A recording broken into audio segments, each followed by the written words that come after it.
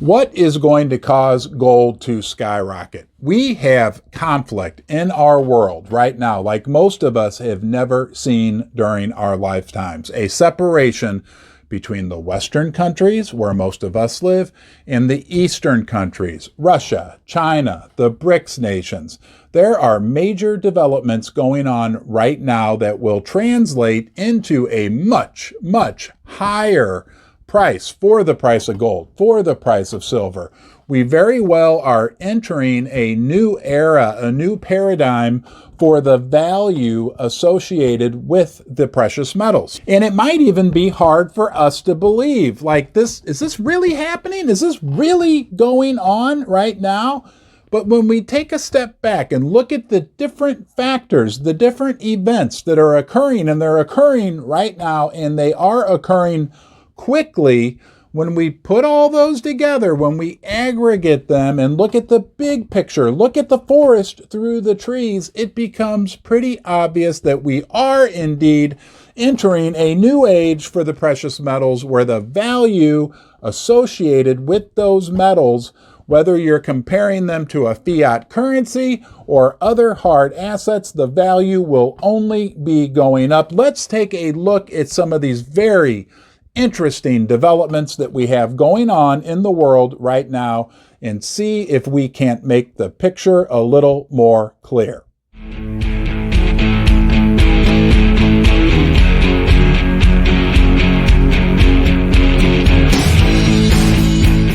It is my honor to share my ideas, my insights, if you will, with you when you come to Ron's Basement. You are always welcome here. We'll get through these choppy waters, difficult times, fascinating times, whatever we want to call them. We'll get through them together. You are always welcome here. If you enjoy my content, please subscribe, give the video a thumbs up, leave a comment in the comment section below. Your thoughts, your ideas are critical and important. Now let's get back to our video. When we look at all the changes going on right before our eyes in the world right now, we have to realize we're looking through a lens that includes a world at war, East versus West.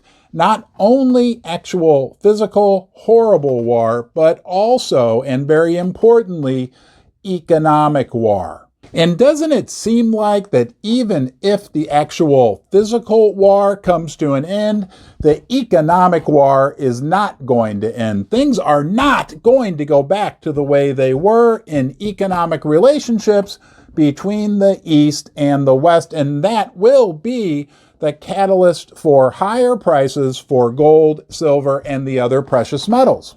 We hear about it all the time. Major sanctions levied by both sides of the fence, the East against the West, the Western countries against the East. But if we take a step back and think about sanctions, really what they're doing is they're saying, sorry, we aren't going to play with you anymore. We aren't going to trade with you. We're going to take your money. We're going to do this. It's basically a breakdown in relationships, economic relationships between each side. Think about these two big pipelines that were blown up, Nord Stream 1, Nord Stream 2. Those were major gas pipelines between Russia and Europe. Those weren't only gas pipelines, those were also economic pipelines. And the fact that somebody blew them up only exacerbates the fact that the East and the West are separating at a rate like we've never seen before. Now let's shift our focus to the precious metals and talk about gold specifically. How does gold play into all this? Well, think about one thing Putin said over and over during the last few months. He has pointed out the fact that the West, all they do is print money. Now, doesn't that sound familiar to those of us who've studied the value of real money and the downfall of fiat currency in the past? Putin has pointed out the fact that all the West does is print money, basically play financial games. He even went as far recently to say they can print all the money they want, but they can't heat their homes with that paper money. And the next thing we need to consider is that those Eastern countries that we are moving further and further away from, they are developing their own reserve currency that they can conduct trade in, and they're basing that currency on real assets, which would include things like silver, gold, and the other precious metals. And as you've heard from me ad nauseum, on top of the fact that they're building their own reserve currency, they're also developing their own central market for trading silver, gold, all the precious metals. They want to have their own spot price. They want to compete with the LBMA in London and the COMEX here in the United States. They've made it known publicly that they think the price of the metals is manipulated. And don't forget, those metals that they're going to be trading on their own with their own spot price will be backing their new reserve currency. When we put all the pieces together, this could definitely spell a much higher price for gold.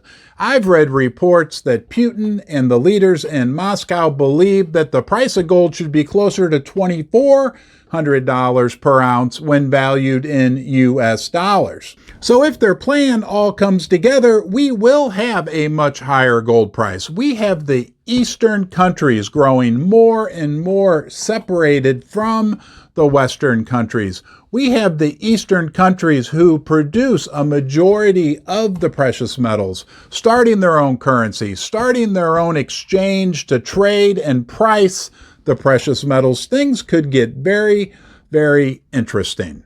I want to read a couple paragraphs to you. Yes, it's story time, so go grab a cup of coffee. These paragraphs are from an article on Zero Hedge, which served as inspiration for this video. This talks about what Putin specifically is doing right now and is a different perspective on what we've already talked about in this video. It says, meanwhile, that's Putin's, attention appears to be already turning to monetary and financial matters centered on gold. Together with the Russian central bank's reserves, Russia's state fund and its national wealth fund are believed to hold about 12,000 tons of gold. Now, let me interject that the United States holds only 8,000 tons of gold. Steps have been taken in Russia to mobilize non-reserve gold. This is not for emergency war funding, as some commentators think, but more likely to be so that they can include it in the central bank reserves. Russia could then declare the largest monetary gold reserves in the world. Together with the recently announced Moscow Gold Standard, which is the new market for them to trade gold, and plans for a new trade settlement currency, that's the new world reserve currency, to replace the dollar, enhanced gold reserves will provide support to a new gold standard and cross-border trade. Hey, thanks for joining me here in Ron's Basement. You know you're always welcome. The world is changing right before our very eyes. I'll be here with you through it all. I put out a new video every day, so don't forget, you got a new friend for life. If you enjoy my content, you can watch another video right here. Until next time, you be well.